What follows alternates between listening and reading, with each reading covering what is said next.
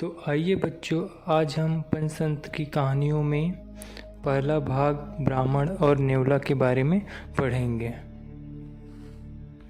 किसी समय देव शर्मा नामक ब्राह्मण अपनी पत्नी के साथ रहता था। उनके घर में एक लड़का का जन्म हुआ था। वे दोनों अपनी पहली संतान को पाकर बहुत खुश थे। उन्होंने बच्चों की रक्षा और उसके साथ खेलने के लिए कोई जानवर पालने का निश्चय किया। काफ़ी खोजबीन के बाद देव शर्मा को एक नेवला मिला। उसे पाल लिया। ब्राह्मण दंपति उस नेवले से बहुत प्यार करती थी और उन्होंने बड़ी देखभाल के साथ उसे पाला। एक दिन वे दोनों अपने नन्हे बच्चे को घर में छोड़कर कहीं बाहर चले गए। ब्राह्मण ने नेवले से कहा, तुम बच्चे को अपने पास रखना, उसे कभी अकेला न छोड़ना और देखना कि उसे कोई नुकसान न पहुंचे। हम जल्दी ही वापस आ जाएंगे। फिर वे दोनों चले गए। उनके जाने के कुछ देर ही बाद एक सांप घर में घुसा और बच्चे की ओर बढ़ने लगा।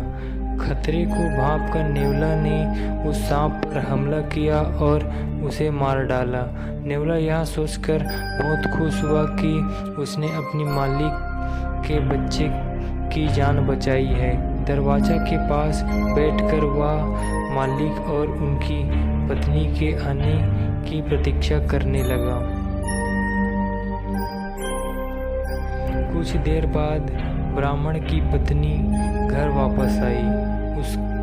उसने दूर से ही नेवले को दरवाजे के पास इंतजार करते हुए देखा।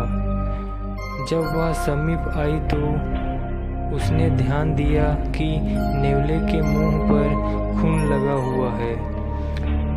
हे भगवान, वह चिल्लाकर कहने लगी, इस घृणित नेवले ने मेरे बच्चे को मार डाला।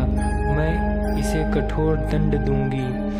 गुस्से से दंपति ब्राह्मण की पत्नी ने जल से भरा मटका उठाई और उसे नेवले पर दे मारा।